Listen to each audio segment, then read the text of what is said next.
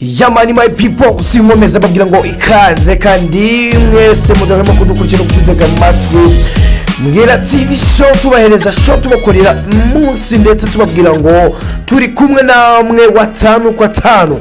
Rero mbazaniye inkuru itari ivumbi kandi ni inkuru yaciye ibintu byacitse ku mbuga nkoranyambaga social media. Niyo nkuru yonyine iri kuvugwa, niyo yabaye kabica kabitera. Wakibaza ngo niye rero nukuvuga ngo Nyambo Jessica wamenyekanye muri sinema nyarwanda yasezeranye aherutse gusezerana Richard waherukaga nawe kumwambika impeta musaba ko babana nk'umugore n'umugabo.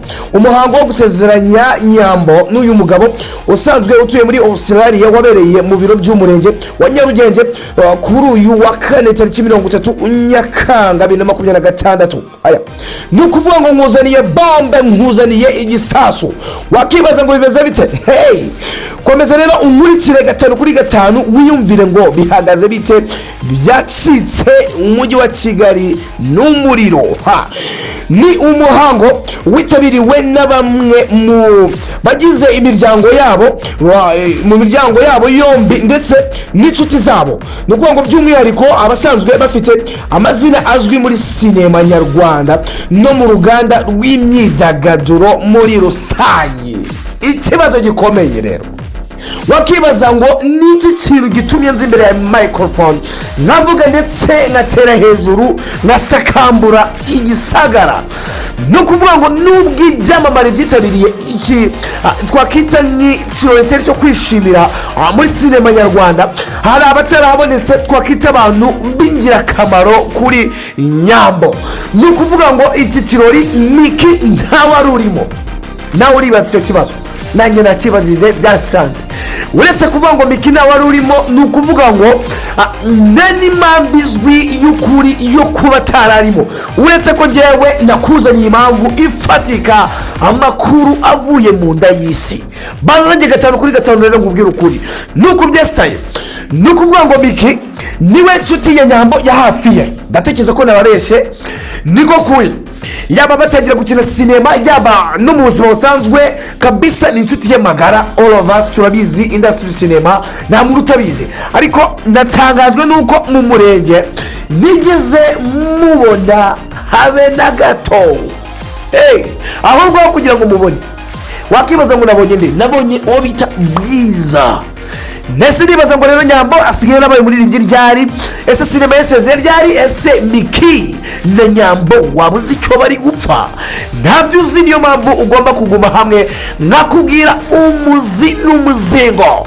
Bajye bavuga ngo rero umunyarwanda bivuze kuri ngo tuvuga ibigoramye imihore karakara. Ndabizi hari abamaje kumfata naba, ariko unkunde unyange nubikunda ukore subscribe, share, comment n'ibindi, hanyuma tubane mu biganiro by'imiriro. Nukuvuga amakuru mu ndayisi rero nuko bimeze. Nukuvuga ngo amakuru atari ivumbi biri kuvugwa, ariko ndanabizi neza kuko hari abantu bakuye amakuru pembeni. Nukuvuga ngo Nyambo nubwo ari kwirukansa umurenge, nukuvuga ngo ibintu bitamaze umwaka, urukundo rutamaze umwaka tutugeze tumenya agakatira Titi Brown kuriya. Nukuvuga ngo hari amakuru afatika ko Nyambo yaba atwite. Wayase yaba atwite ndetse akaba nayo mpamvu nyamukuru yigije kureba Miki n'izindi nshuti ze zimwe na zimwe mu rwego kugira ngo batamenya ngo what's wrong n'iki kijya mbere. Ibi byose yabikoze mu rwego kugira ngo ba Miki batabasha kumushona, abikora mu bwihisho. Ariko ndakubwiza ukuri ngo uyu munsi Emas Pro nakuzaniye amakuru atariho ivumbi, twamenye umuceri. Hey, iyo nkuru rero tujya kwigarukaho rero, ariko uretse tutaratinda muri iyo nkuru nukuvuga ngo iri joro turi kuvugana hano no kuvuga ngo i Rubavu abahungu 3 batsiye ibintu. Ya babita Abani Boys. Warubizi nizo Safi Humble Jizzo bagarutse ku muziki wa dance. Nakubwiye ngo bakubise stage, abantu bose bari hariya baravuga ni cyaze kugeza n'abafanana n'aka kanya, abicaye, abahagaze, abararamye, kuryama rekata.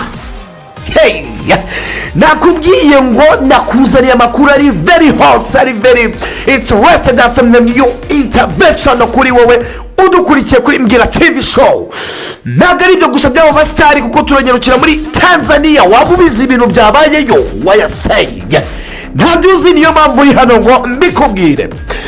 Ndakubwira ngo Diamond Platnumz na Zuch amutwitiye umubebe we wa mbere kuri Zuch. Wari ubizi nabyo? Ni ukuvuga ngo mu ijoro ry'ejo bundi hashize yamuhaye amafaranga, nitugereranya nanjye nararebye ku mibare ntabwo nakubeshya tu menshi kabisa. Amubwira ati felicitation, wemeye kumbera mama w'umwana, none dore ugiye kumwibaruka ejo bundi. Zucu nawe mu marira menshi avuga ngo merci, asante sana. Ndakubwira ngo ari sosa very hot news. Nuko nabikubwiye ngo turabana 5-5 ndahabaye ngo mususurutsa hanyuma ibintu bibe fresh. Hey, dutangira ku makuru ya nyayo rero ari very hot, yatumye za kwicara hano ngatera intebe kandi nkasimba nk'umusizi wa danje, umwana w'inyamata mu mata ngutera ga story. Nyambo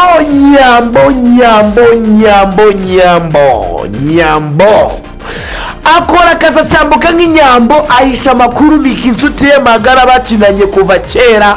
Aravuga ni ntabwo natuma umenya ko mfite wa bebe bataranjyana mu rugo, niyo mpamvu ngomba kuguhisha iby'umurenge ukazaza uzinywa ngenda.